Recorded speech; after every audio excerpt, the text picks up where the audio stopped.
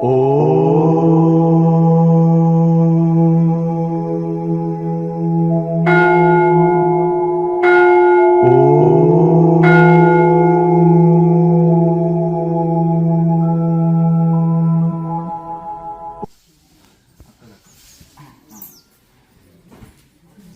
సందేహాలు ఉంటే అడగండి, డౌట్స్ ఉంటే సాధన చేసుకుంటూ వచ్చే డౌట్స్ అడగండి.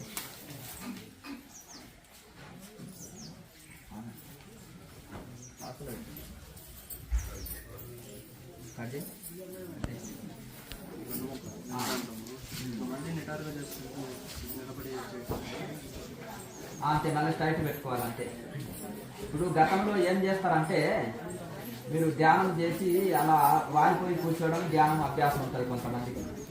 మళ్ళీ ఇక్కడ ఇందులో చక్కగా స్ట్రైట్గా ఉండి చేయడం అనేది ఇక్కడ అభ్యాసం చేయాలి. అందుకని క్రియాయోగంలో మొదలు బాడీ సెట్ చేసుకోవడం నేర్పిస్తారు.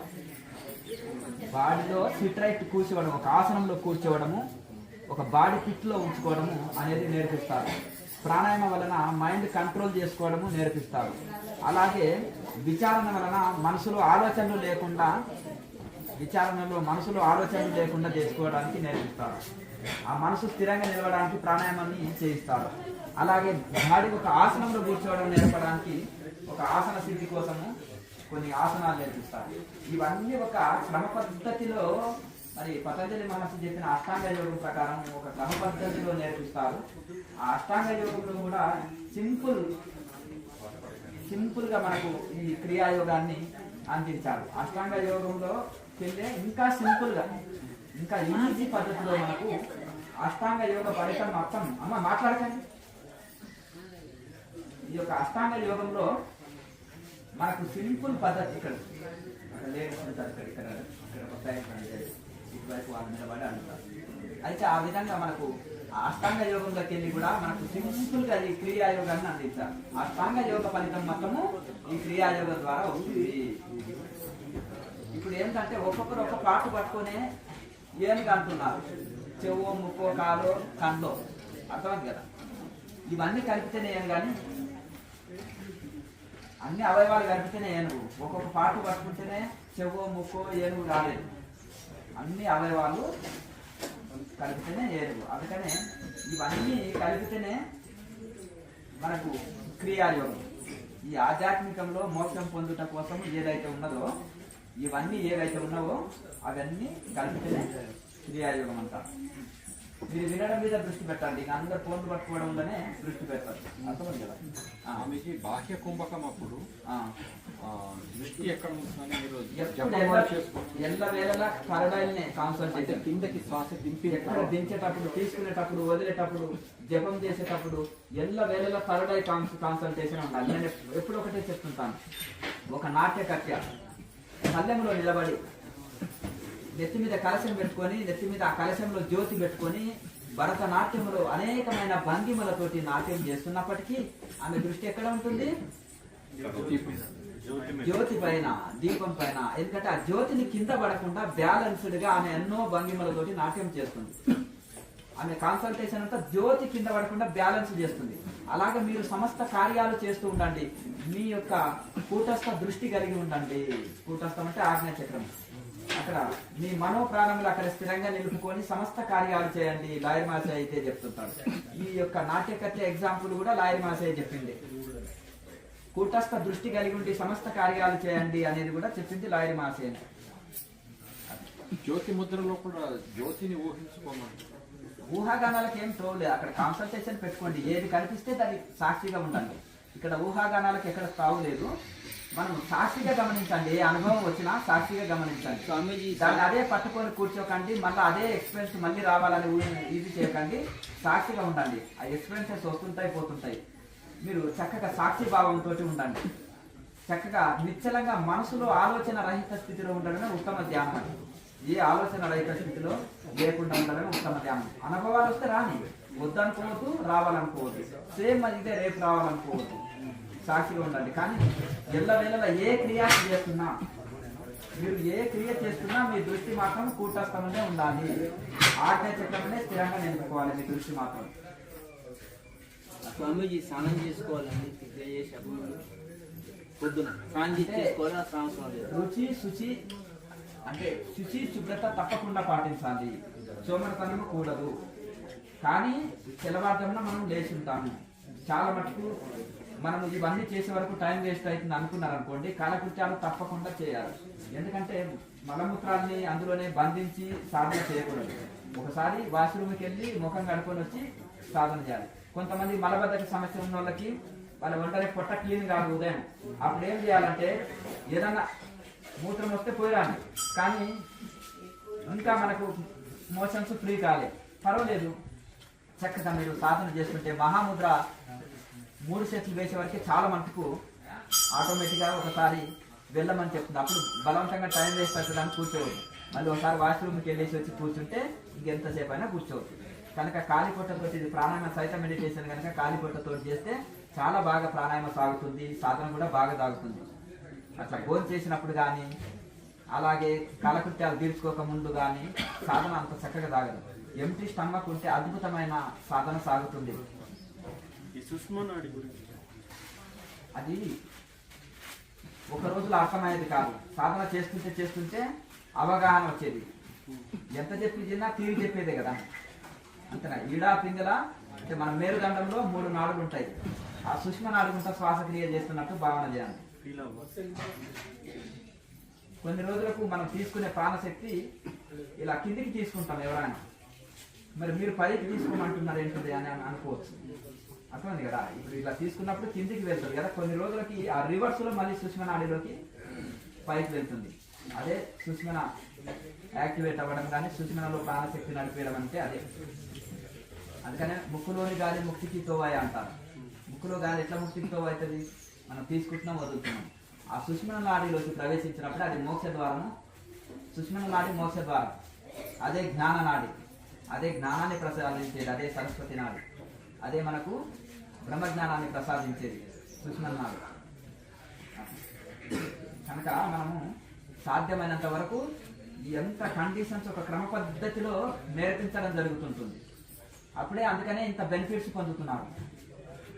ఏంటండి, మేము 20 సంవత్సరాల నుంచి ధ్యానం చేస్తున్నాము, ఒక ఆసనంలో కూర్చోలేకపోతున్నాము, చక్కగా మేరుదండమే పెట్టుకోలేకపోతున్నాము, నిద్రమత్తులోకి జారుకుంటున్నాము. ఇక్కడ క్రియాయోగులు సంవత్సరంలో 2 సంవత్సరాల్లో 3 సంవత్సరాల్లోనే అద్భుతమైన ఫలితాలు పొందుతున్నారు. 5 hours 6 hours సింగిల్ సిట్టింగ్ లో కూర్చోగలుగుతున్నారు, నిద్రలోకి జారుకుంటలేరు, పద్మాసనంలో కూర్చుంటున్నారు, సిద్ధాసనంలో కూర్చొని చేస్తున్నారు. 60-70 సంవత్సరాల వాళ్ళు కూడా అద్భుతమైన సాధనలు చేస్తున్నారు, గంటల తరబడి కూర్చొని. ఇక్కడ 20 ఏళ్ళ కుర్రాడు కూడా సరిగ్గా చేయలేకపోతున్నారు. 20 ఏళ్ళ కుర్రాడు కూడా సరిగ్గా చేయలేకపోతున్నారు. 2 నిమిషాలకే నిద్రలోకి జారుకుంటున్నారు, చక్కగా కూర్చోలేకపోతున్నాం, వాలిపోయి కూర్చుంటున్నాం. ఇందులో కారణం ఏంటిదంటే ఇక్కడ క్రియాయోగంలో ఒక క్రమ పద్ధతి, ఆహార నియమాలు, ఆసన నియమాలు, ప్రాణాయామ నియమాలు ఒక పద్ధతి ప్రకారంగా శాస్త్రీయంగా నేర్పిస్తున్నాం. కాబట్టి శాస్త్రీయంగా వీళ్ళు చెప్పినట్టు ఫాలో అవుతున్నారు. ఆహార నియమాలు కానీ, ప్రాణాయామ అభ్యాసము, ముద్రలు, ఇవన్నీ ధ్యానము, రైట్ మెడిటేషన్ చేస్తున్నారు. కాబట్టి రైట్ బెనిఫిట్స్ పొందుతున్నారు. ఇంకేదన్నా వాళ్ళు సెలెక్టెడ్ గా కొంతమంది చెప్పేసి గాలి మాటలు, లేని అనుభూతులు చెప్పండి, లేని గొప్పలు చెప్పండి అని చెప్పేయడమే తప్ప, ఇక లేకపోతే ఈ ఓహో అతను చెప్తే ఎక్స్పీరియన్సెస్ చప్పట్లు కొట్టారు కదా, నేను కూడా చెప్తే చప్పట్లు కొడతారు, నన్ను కూడా అందరు ఎన్లైటైన్ మాస్టర్ అంటారని ఇక ఏదో కోతలు పోయడం అంటారు. నేను చాలా హెల్తీగా ఉన్నానండి, ఈ శరీరంలో లోపల మొత్తం రోగాలు పుట్టినాయి. మైకులు వచ్చి చెప్తే ఏముంటుంది? లోగుట్టు పెరమాల కిరక. అర్థమైంది కదా శరీరంలో ఎన్ని రోగాలు ఉన్నాయని. కనుక అవన్నీ కాకుండా ఉన్నది ఉన్నట్టు యథార్థం చెప్పడం నేర్చుకోవాలి. ఒకసారి సత్యం చెప్పినా నమ్మాలి, అబద్ధాలు చెప్పేవాళ్ళు. అర్థమైంది కదా? ఇంకా ఇక్కడ ఏంటంటే క్రియాయోగులు అసత్యం ఆడరు నాకు తెలిసి. ఎందుకంటే ఇక్కడ నేను అసత్యం అనుభూతులు చెప్పినా నేను ఒప్పుకోను. ఎందుకంటే నిజంగా కూడా వాళ్ళు విచారణ చేసిన చాలా మంచి ఆహార నియమాలు పాటిస్తున్నారు చక్కగా, అలాగే సాధన చక్కగా చేస్తున్నారు. కాబట్టి తొందరగా వాళ్ళకి ఎక్స్పీరియన్సెస్ వచ్చినాయి. వాళ్ళు గతంలో కొంతమంది ఎన్నో సాధనలు చేసి ఇళ్ళకి వచ్చిన వాళ్ళు ఉంటారు, ఎన్నో గ్రంథాలు వచ్చిన వాళ్ళు ఉంటారు, కొంతమంది ఫ్రెష్గా ఇళ్ళకి డైరెక్ట్గా ఇళ్ళకి వచ్చిన వాళ్ళు ఉంటారు. సత్యం తెలుసుకొని అదంతా రాంగ్ మార్గం అని రైట్ మార్గంలో ఉండాలని పరితపించి వచ్చిన వాళ్ళు ఉన్నారు. ఒక్కొక్కరు వాళ్ళ అనుభవాల్లో ఆనంద బాష్పాలు రాస్తూ తన్మయత్వంతో చేస్తున్నారు, ఆనంద బాష్పాలు రాస్తున్నారు. ఎందుకు? ఆ పారవశ్య స్థితిని అందుకోవాలంటే మనం ఆ వైరాగ్యంతో చేయాలి. తప్పకుండా వైరాగ్యం ఉండాలి, మనిషికి విచారణ ఉండాలి, సిలిండర్నెస్ ఉండాలి. జ్ఞానయోగము అంటే శాస్త్ర విచారణ, వేదాంత విచారణతోటి జ్ఞానం వస్తుంది. అజ్ఞానం నశిస్తుంది. నేనే దేహము అనే భ్రమ నశిస్తుంది. ఈ సంసారం సత్యము, ఈ ప్రపంచము సత్యం అనే భ్రమ నశిస్తుంది కనుక జ్ఞానాన్ని ఇస్తుంది. ఇది వేదాంతం. అనుష్ఠాన వేదాంతం అంటారు వివేకానంద స్వామి. వేదాంతం ఉండాలి కానీ అనుష్ఠానంతో అంటే సాధనతో కూడిన వేదాంతం ఉండాలి. వేదాంతం ఎవరు? రమణ మహర్షి అంతా వేదాంతమే, విచారణ. కానీ అనుష్ఠానంతో కూడిన వేదాంతము అంటే విచారణ సహిత ధ్యానం. ధ్యానం అంటే అనుష్ఠానం అన్న ధ్యానం అన్న ఒకటే, సాధన. అలాగే ఈ యొక్క వేదాంతం అంటే విచారణ, అంటే ధ్యానంతో కూడిన విచారణ అనేది చేశారు కనుక అనుష్ఠాన వేదాంతం అని వివేకానంద స్వామి చెప్తారు. కనుక అనుష్ఠానంతో కూడుకున్నప్పుడే వేదాంతానికి ఇది ఉంటుంది. లేకపోతే వాచా వేదాంతం అంటారు కదా, మెట్ట వేదాంతం వలకకాయ అంటారు, మెట్ట వేదాంతం వలకకు వేమ అంటారు. అంటే ఏమంటారు అంటే ఊరికే డబ్బలు రాలేసి లొడ కొట్టినట్టు ఉట్టి గాలి మాటలు అంటారు. గాలి మాటల్లో విన్నవాడికి లాభం లేదు, వీళ్ళకి చెప్పిన వాడికి లాభం లేదు, ఎవరికి బెనిఫిట్ లేదు. ఆచరణలో ఉన్నప్పుడే అది బెనిఫిట్. మా దాంట్లో 1000 పుస్తకాలు చదవమంటారండి మా సీనియర్ మాస్టారు. అన్ని వెస్ట్రన్ బుక్స్ ఇంగ్లీష్లో కష్టపడి చేయించారు. 1000 బుక్స్ అవన్నీ తీసుకొని పెంటలు వేసి అంటించండి, నిప్పు అంటించండి. ఎవరికి కావాలి ఆ 1000 బుక్కులు? ఒకటి శాస్త్ర ప్రమాణం లేదు, టైం వేస్ట్, ఎనర్జీ వేస్ట్. అందులో ఇదిగో వచ్చే ఇది పొందిన అది పొందిన అని గాలి మాటలు. ఒక శాస్త్రీయమైన బుక్. తలుపు బెలుకురాలు తట్టెడైననేమి, తలుపు బెలుకురాలు తట్టెడైనని వేమన యోగి అంటాడు. నీలిని అంటే నిక్కమైన నీలి రంగు ఒకటిసారి కదా, ఒక డైమండ్ ఒకటిసారి. ఇవన్నీ మన కంకరరాళ్ళు తీసుకొచ్చి మొత్తం ఒక లారీ తీసుకొస్తే లాభం ఉంది. ఒక డైమండ్ ఒక రాయి కాదా? గాడి పాలు 2 కడవలు ఎందుకు? ఒక గ్లాసు మన గోవు పాలు కాదా? పెద్దలు ఊరికే చెప్పలే. ఆ చెత్త పుస్తకాలు ఎన్ని 1000-2000 చదివితే లాభం ఏంది? Time waste, energy waste. ఒక ఉపనిషత్తును పట్టుకోండి, ఒక పతంజలి సూత్రాలను పట్టుకోండి, ఒక భగవద్గీతను పట్టుకోండి, అందులో ఉంది సారమంతా. అది లేకుండా ఊరికే పిచ్చి పిచ్చి పుస్తకాలు చదివి బుర్రంతా పాడు చేసుకొని ఎందుకు? అంతేనా కదా? అసలు ఈ చెడిపోగాడు వీళ్ళనంతా చెడగొట్టేది ఆ పెద్ద కోతి ఉంటుంది, దానికి పిచ్చి చేసి ఉంటుంది ఆ కోతి. అర్థమైంది కదా? ఇక 1000 కోతులను పిచ్చి కోతులను చేసేస్తుంది. కోతుల కంటే హీనం. శరీరము నిచ్చలం లేదు, మనసు నిచ్చలం లేదు, స్థిరత్వం లేదు. అర్థమైంది కదా? గాబరా హంగామా ఏదేదో మాట్లాడేస్తుంటారు కానీ మళ్ళీ ఆ గాబరా, ఆ టెన్షన్, ఆ యొక్క ఇది నేను చాలా మంది అబ్జర్వ్ చేసినాను. ఇంత పొడుగు అంత పొడుగు అని చెప్పుకుంటారు కదా, వాళ్ళందరూ అబ్జర్వ్ చేస్తే కోతి కంటే ఇంకా కోతి చంచల జీవి అంటారు దాన్ని. మంకీ మైండ్ అంటారు మనుషులని. మైండ్ని మంకీతో పోలుస్తారు. మైండ్ని మంకీతో ఎందుకు పోలుస్తారంటే కోతి లాంటి చంచలమైన మనసు కలిగిన అంత చంచలంగా ఉంటారు. అవన్నీ ఉంటారు. ఇక్కడ ఆ పిచ్చి పిచ్చి పుస్తకాలు చదివి పతంజలి మహర్షిని అనుసరించండి. ఆయన చెప్పాడు కదా, అష్టసిద్ధులు అని చెప్పాడు. ఇవి సాధన చేస్తుంటే వస్తుంటాయి నాయన, ఎట్లా వస్తాయని చెప్పాడు. దానికోసం ట్రై చేయకు, దానికోసం ప్రయత్నం చేయకు. పతంజలి మహర్షి ఏం చెప్తాడు? దానికోసం ట్రై చేయకు, దాన్ని ప్రయత్నం చేయకు, దాన్ని పట్టించుకోకు, నువ్వు సాధన చేస్తూ పోతుండు. ఏది వచ్చినా ఏది రాకున్నా సాక్షిభావం ఉండు. మొదటి రోజు వారం రోజులు ధ్యానం చేస్తే వాడు ఒక పుస్తకం రాయొచ్చు. ఏం తెలుసు అని రాయగలుగుతాడు? ఇది కనుక ఇట్లా ఈ చెత్త పుస్తకాలు చదివి బుర్రలు పాడు చేసేసుకొని ఇది చేసుకొని దానికోసం ట్రై చేస్తా. గత జన్మలో నా భర్త ఎవరో నేను ట్రై చేసుకుంటా, అమ్మగారు నా భార్య ఎవరుండో ట్రై చేసుకుంటానని. ఇది అవసరమా? మీరు ఎందుకు వచ్చినావు బాబు? అంతేనా కదా? గత జన్మలో నేను ఏ ఊర్లో ఉన్నా, ఏ ఉద్యోగం చేసినా, ఈ జన్మలో బాగుపడరా బాబు, క్రమశిక్షణ మాట్లాడు, అబద్ధం చెప్పకు. ఈ జన్మ శీలం పవిత్రం పెట్టుకో, వాక్కు పవిత్రం పెట్టుకో, శీలం పవిత్రం పెట్టుకో, మనసు పవిత్రం పెట్టుకో, పవిత్ర జీవితం గడపడానికి ప్రయత్నం చేయి. గత జన్మలో నేను ఎవరి నుండి, ఏం చేస్తుంది, ఏ ఊర్లో పుట్టింది, ఎందుకున్నానా 2 రోజుల కంటే ఏంటంటే మీరు గత జన్మ చూసుకున్నారేంటి? మేము అందరం చూసుకున్నామండి. వారం రోజులైంది ధ్యానం చేయబట్టి. గత జన్మ మొదటి రోజే చూసేసుకున్నామండి. మొదటి రోజే చూసేసుకున్నాము. మీరు చూసుకున్నారా? మీరు చూసుకున్నారా? అయితే గత జన్మలో ఎంతమంది నా భార్యలు అనేది కూడా నేను చూసుకున్నాను. మన బ్యాచ్ ఒక 4 వచ్చేసిండ్రు. ఇంట్లో 10,000 మంది వచ్చిండ్రు కదా. ఈ 10,000 మంది కూర్చున్నారు కదా ఈ రోజు పెద్ద సభలో. ఇంట్లో గత జన్మలో 4 నా భార్యలు ఉన్నారు ఇంట్లో ఆల్రెడీ. నేను చూసుకున్నాను. మీరు చూసుకున్నారా? ఇది చర్చ. అంటే మీరు అడిగిన దానికి చెప్తున్నా. సూక్ష్మ వ్యాయామం ఉందా, గత జన్మలు ఉన్నాయా అని అడిగారు కదా. అడిగిన దానికి నేను ఆన్సర్ చేస్తున్నాను. గత జన్మలో ఎవరికి యమునా తీరే, ఎవరికి వాడే యమునా తీరే. ఇప్పుడు నీ జన్మలో ఉండే భార్యను చక్కగా చూసుకో. లేకపోతే ఆ పిల్లలు ఉన్నారు కదా, ఆ పిల్లలకి మంచిగా చదువులు చెప్పి గత జన్మలో మా పిల్లలు ఎవరు ఉన్నారు అంటే ఇప్పుడు వాళ్ళని పోషిస్తావా చెప్పు. గత జన్మ గురించి ఎందుక, ఈ జన్మని చక్కగా నడుపు. ఈ జన్మలో చక్కగా క్రమశిక్షణగా జీవించు. గతం గత పోయింది అది. ఈ జన్మలో చక్కగా జీవించడానికి గతం తెలుసుకోవాలి, భవిష్యత్తు తెలుసుకోవాలి. దీనికోసం కాదు మనం ధ్యానాన్ని వినియోగించేది. నీకు ఏమొస్తుంది అని గతం తెలుసుకోగలుగుతావు. సరిగ్గా చక్కనే కూర్చోలేకపోతున్నావు ఆసనంలో, ఆహార నియమాలు పాటించలేకపోతున్నావు, చక్కగా ఒక ఆసనంలోనే కూర్చోలేకపోతున్నావు, 2 నిమిషాలకే వికెట్ అవుట్, నిద్రలకు జారుకొని పోతున్నావు, నోట్లో తీగలు పోయేది కూడా గుర్తుకు లేదు. ఇంకా గత జన్మలు నీకు అవసరమా? అంతేనా? కూర్చునేదే కుర్చీలో, వాలిపోయేది గోడకు, పోయేదే నిద్ర. ఇంకా ఈ లోపలనే ఇది చూడండి, సభల్లో చూడండి. మనమేం అప్లోడ్ చేయం కదా వీడియోలు. అసలు ఇట్లా చక్కగా ఇట్లా చూసేవాడికే కూర్చున్న 2 నిమిషాలకు ఇంకా వాలిపోతుంటాం మొత్తం. పెద్ద సౌండ్ ఏదన్నా అది ఉంటాయి అన్ని. కనుక ఇది ఒకటి ఏంటంటే దీనివల్ల టైం వేస్ట్, ఎనర్జీ వేస్ట్. ఒక రైట్ మెడిటేషన్ లో రాండి, రైట్ ఎక్స్పీరియన్సెస్ పొందండి. బాడీ మైండ్ టోటల్ కంట్రోల్ అవుతుంది. 100 కిలోల శరీర వాళ్ళు ఉన్నా కానీ అది 1 సంవత్సరం 2 సంవత్సరాల లోపలనే మొత్తం శరీరంలో ఫ్యాటు నీరు అంతా వెళ్ళిపోయి చక్కటి శరీరం వస్తుంది. ప్రాణాయామం చక్కగా చేయండి, ఆహార నియమాలు చక్కగా పాటించండి.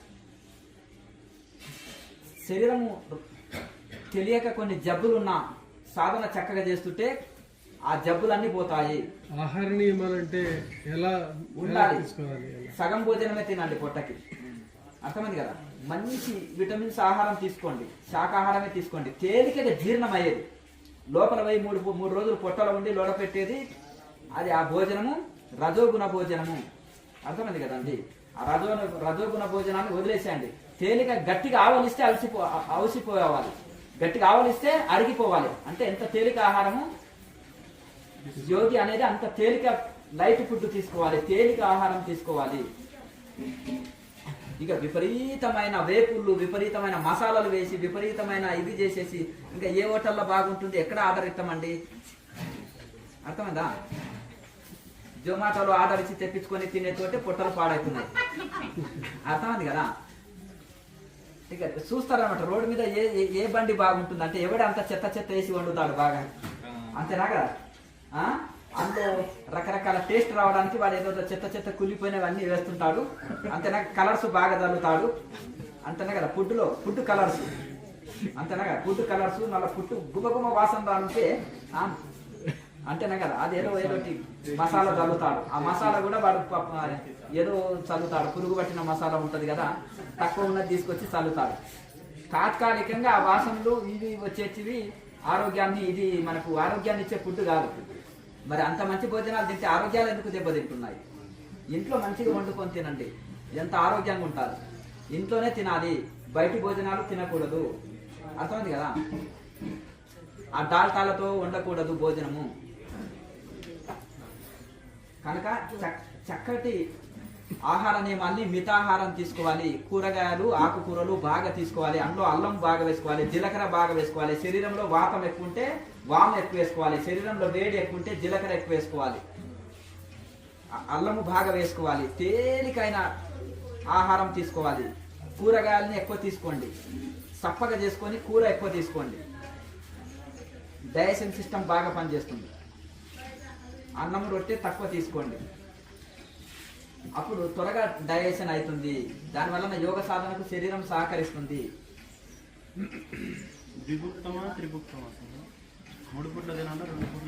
తిన్న తర్వాత కూడా పరిగెత్తేటట్టు చూసుకో. నువ్వు 4 పూటలు తిని నాకు నువ్వు ఆఫ్ చేశాను. తిన్న తర్వాత కూడా వడివడిగా నడవాలి, భూమి బట్టి అదే చేతి పట్టు ఫంక్షన్లో అంతేనా కదా. పైకి లేపండి అని అనడానికి ఉండదు, అర్థమైంది కదా. నువ్వు తిన్న తర్వాత కూడా వడివడిగా ఒక రన్నింగ్ చేయగలగాలి. తిన్న తర్వాత రన్నింగ్ చేయదు, కానీ అంటున్నా అంటే సహకరించే స్థితిలో ఉండాలి. అంటే నేను తిన్న తర్వాత కూడా రన్నింగ్ చేయగలుగుతాను, లేకపోతే వడివడిగా నడవగలుగుతాను అన్నట్టు. తిన్న తర్వాత వజ్రాసనంలో కూర్చుంటే కూడా కొద్దిగా తొందరగా కూర్చోవచ్చు, ఎందుకంటే జీర్ణశక్తి సరిగ్గా పనిచేయలేని వరకు కూర్చోవచ్చు. ఆసనానికి ధ్యానానికి సిద్ధాసనం, పద్మాసనం, మీకు నార్మల్గా సుఖాసనాన్ని వాడుకోవచ్చు. కానీ రిలీఫ్ టైంలో, ఖాళీ సమయంలో, రిలాక్స్ సమయంలో, లేదా భోజనం చేసిన వెంటనే జీర్ణశక్తి చక్కగా పనిచేయాలంటే రిలీఫ్ టైంలో వజ్రాసనంలో కూర్చోండి, గోముఖాసనంలో, ఇతర ఆసనాల్లో కూర్చోండి. చెప్పండి తండ్రి. జ్యోతి ముద్ర సరే, తర్వాత నేను చెక్ చేస్తా, అక్కడ కూర్చొని చెప్పు. జ్యోతి ముద్ర కరెక్ట్ వేసి ప్రాణాయామ కరెక్ట్ చేస్తే అది ఆటోమేటిక్గా ఎక్స్పీరియన్స్ గురించి ఆలోచన వద్దు. పర్ఫెక్ట్ చేస్తుంటే అది ఎప్పుడో ఒకసారి మనకు అనుభూతి రూపంలో వస్తుంది. ఏ కూరలన్నా తిను, నీకు జీర్ణం చేసుకునే శక్తి ఉండాలి. కూరగాయలు ఏవైనా తినొచ్చు, ఆకుకూరలు ఏవైనా తినొచ్చు, కానీ మన శరీరానికి పడని కూరగాయలైనా ఆకుకూరలైనా తినకూడదు. కొన్ని శరీరంలో కొంతమందికి ఏమైనా ప్రాబ్లమ్స్ ఉంటాయి కదా, దానికి శరీరానికి పడని వస్తువుల్ని వదిలేసేయాలి అంతే. శరీరానికి పడేది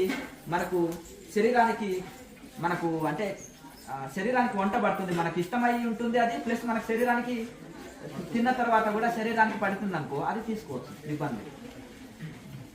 ఇంకేమైనా డౌట్లు ఉంటే అడగండి. లేవా? కుంభకం చక్రాల దగ్గర అవసరం లేదు.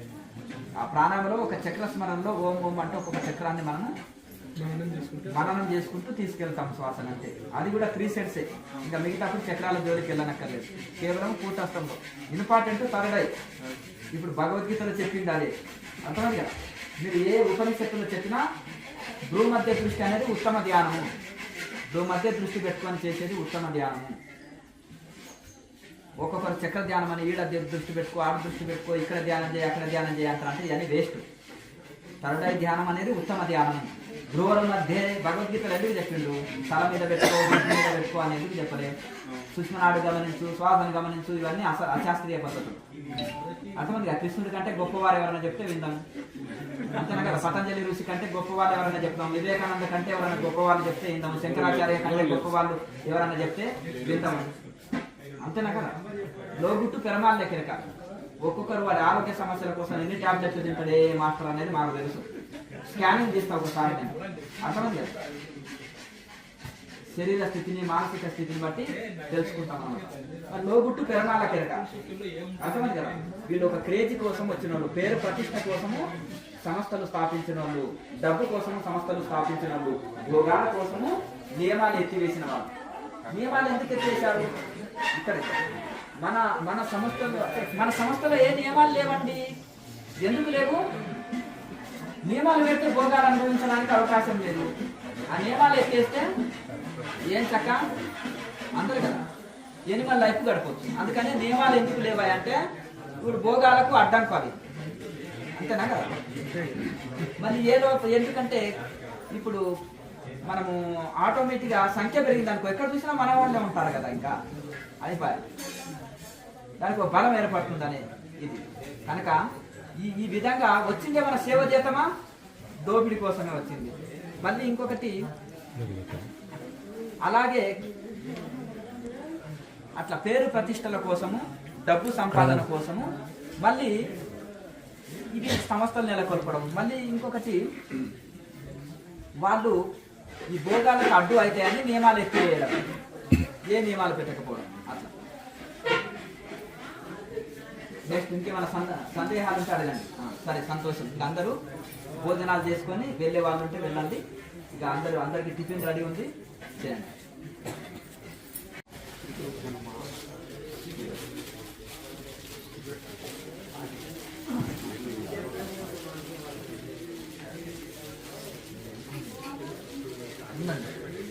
అయ్యా ఇక అందరికి టిఫిన్ పెట్టుకోండి.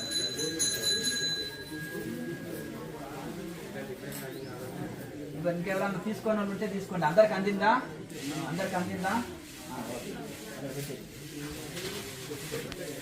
పచ్చడి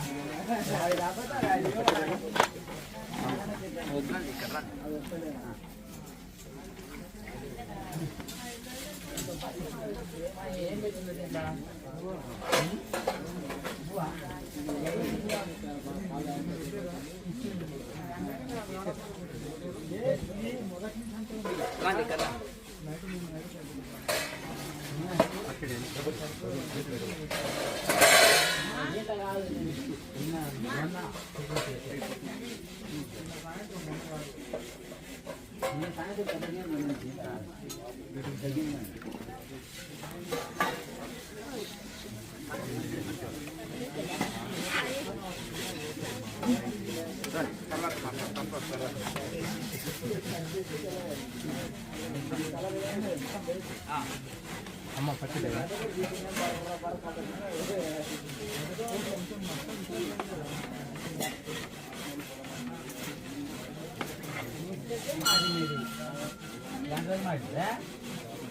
పచ్చడేనండి.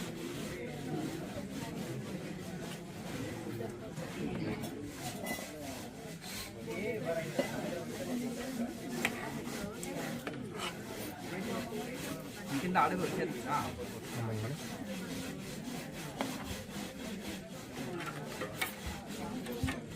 పని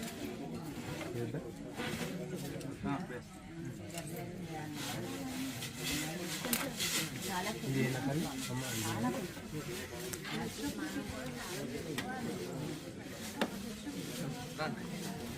అమ్మ పచ్చడి చేయమంటారా?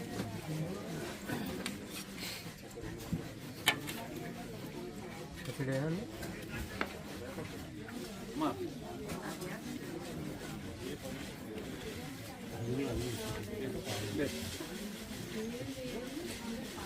ఇది కూడా నేను వెళ్ళిపోమని కంటిన్యూ చేస్తానంట. ఏది వదిలిపెట్టింది చిన్న ప్రభు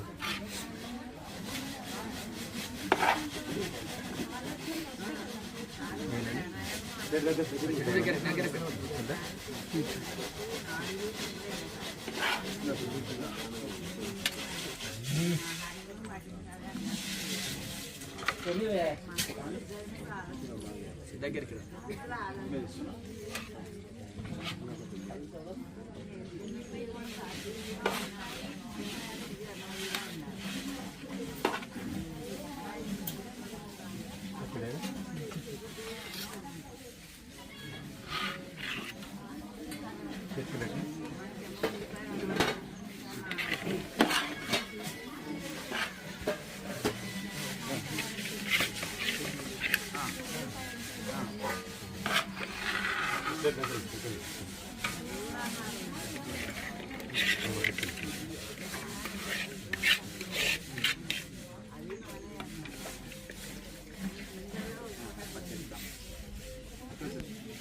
ओम ओजो शिवोजो मे देहे ओम मन्युरति मन्युं मे देहे ओम नमो सहोर्वे सहो मे देहे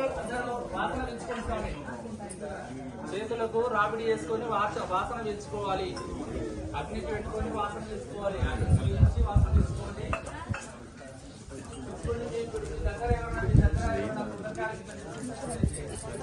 ओम सर्वे भवन्तु सुखिनः सर्वे सन्तु निरामयाः सर्वे भद्राणि पश्यन्तु मा कश्चित् दुःखमाप्नुयात् भवेत् काले वर्षतु पर्जन्यः पृथिवी सस्यशालिनी लोकोऽयं शोभरहितः सज्ञानः सन्तु निर्भयाः ओम स्वस्तिः प्रजाभ्यः परिपालयन्तां न्यायेन मार्गेण मह्यं महेशाः ब्राह्मणेभ्यस्तुभमस्तु नित्यं लोकाः समस्ताः कृष्णायां पदे पदे ओम यज्ञरूप प्रभो हमारे भाव उज्ज्वल कीजिए छोड़ देवे जल कपट को मानसिक बल दीजिए वेद की बोल रुचाए सत्य को धारण करे हर्ष में हो मग्न सारे शोक सागर से करे अश्वमेधादि कर जाए यज्ञ पर उपकार को धर्म मर्यादा जला कर लाभ दे संसार को नित्य श्रद्धा भक्ति से यज्ञादि हम करते रहे रोग पीड़ित विश्व को संताप सब हरते रहे कामना में गजाय मन से पाप अत्याचार के भावनाये शुद्ध हो रे यज्ञ से नर नारी के लाभकारी हो हवन हर देवधारी के लिए वायु जल सर्वत्र हो सुगंध को धारण किए स्वार्थ भावन से हमारा प्रेम पद विस्तार हो का साधक प्रत्येक में व्यवहार हो हार जोड़ जुगाय मस्तक वंदना हम कर रहे के नाना मेरे स्वाहा ओम ऐं तस्मात्मा जातवेदस्तेन प्रजया ब्रह्मवक्षसे नानाद्येन समेरय स्वाहा जातवेदसे इदं नमः ओम ऐं तस्मात्मा जातवेदस्तेन प्रजया ब्रह्मवक्षसे नानाद्येन समेरय स्वाहा ओम ऐं तस्मात्मा जातवेदस्तेन